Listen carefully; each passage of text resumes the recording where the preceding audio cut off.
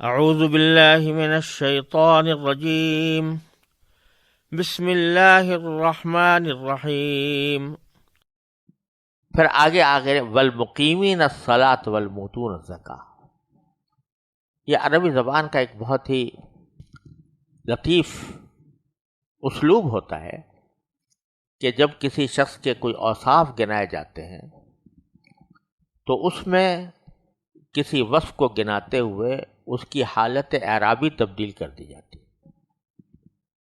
یہاں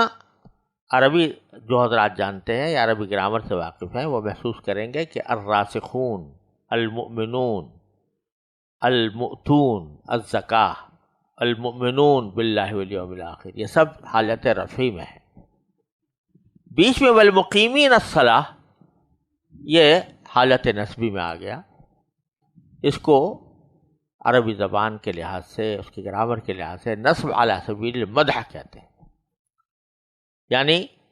اس میں یہ بات پوشیدہ ہوتی ہے کہ ہم اس کی تعریف کر رہے ہیں، اس کے اس عمل کی تعریف کر رہے ہیں۔ اسی لیے ہم نے ترجمے میں اس بات کا لحاظ رکھا ہے اور یہ کہا ہے کہ وہ اس کلام پر بھی ایمان رکھتے ہیں جو اے پیغمبر تم پر نازل کیا گیا، اور اس پر بھی جو تم سے پہلے نازل کیا گیا تھا، اور قابل تعریف ہیں وہ لوگ جو نماز قائم کرنے والے ہیں، زکوٰۃ دینے والے ہیں، اور اللہ اور یوم آخر پر ایمان رکھنے والے ہیں۔ تو یہ قابل تعریف اگرچہ لفظوں میں موجود نہیں ہے، لیکن والمقیمین کے اندر جو حالت اعرابی اس کی تبدیل کی گئی اور حالت رفعی سے اس کو حالت نسبی کے اندر لایا گیا، اس کے اندر خود یہ تعریف مضمر ہے۔ پھر اللہ تبارک و تعالیٰ فرماتے ہیں یہ عجیب تمہارا مطالبہ ہے کہ تمہارے سامنے، آنکھوں کے سامنے کتاب اترتی ہوئی نظر آئے اور پھر تم اس کو پڑھو، حالانکہ اس طرح سے کبھی نہیں ہوا کہ آنکھوں کے سامنے اترتی ہوئی نظر آئی ہو کسی کو۔ اس سے پہلے بھی ہم وحی نازل کرتے رہے، تو ان تمام انبیاء کرام کا اللہ تعالیٰ نے نام لیا ہے، سب کا تو نہیں ہے، نمایاں پیغمبران کا نام لیا ہے کہ ہم نے ان کے اوپر بھی تو وحی نازل کی تھی، ان میں سے بعضوں کو کتاب بھی دی گئی تھی، لیکن کسی کے ساتھ یہ نہیں ہوا کہ آسمان سے اڑتی ہوئی کتاب ان کو نظر آ جائے اور پھر وہ ہاتھوں میں جا کے تھم جائے۔ تو فرماتے ہیں انا اوحینا الیک کما اوحینا الی نوح والنبیین من بعد۔ نبی کریم صلی اللہ علیہ وسلم سے خطاب ہے کہ اے پیغمبر ہم نے تمہارے پاس اسی طرح وحی بھیجی جیسے نوح اور ان کے بعد دوسرے نبیوں کے پاس بھیجی تھی۔ اب یہاں یہ بھی سمجھ لیجئے کہ حضرت نوح علیہ السلام سے پہلے بھی انبیاء کرام آئے ہیں۔ آدم علیہ السلام سب سے پہلے پیغمبر تھے، پھر حضرت شیس علیہ السلام ہے، اور بعض روایات کے مطابق حضرت ادریس علیہ السلام بھی حضرت نوح سے پہلے آ چکے تھے۔ تو یہاں خاص طور پر جو ذکر کیا حضرت نوح علیہ السلام کا ذکر کیا، ہم نے آپ پر ویسے ہی نہیں وحی نازل کی ہے جیسے کہ نوح پر نازل کی تھی، حالانکہ اس سے پہلے دوسرے انبیاء کرام پر بھی ہو چکی تھی۔ لیکن بظاہر وجہ یہ ہے کہ حضرت نوح علیہ السلام سے پہلے زیادہ تر جو وحی کے احکام آتے تھے وہ دنیا کی آباد کاری سے متعلق ہوتے تھے، اور شرعی احکام کے فلاں چیز جائز ہے، فلاں چیز ناجائز ہے، فلاں حلال ہے، فلاں حرام ہے، یا عبادات کے خصوصی طریقے، ان کے احکام آباد کاری کے احکام کے مقابلے میں کم تھے۔ ایک بات تو یہ تھی۔ دوسرے جو احکام آتے تھے یا وحی آتی تھی اس میں یہ پہلو نہیں ہوتا تھا کہ اگر تم نے معجزات اپنے دیکھنے کے باوجود تم نے نافرمانی کی تو تمہیں ہلاک کر دیا جائے گا۔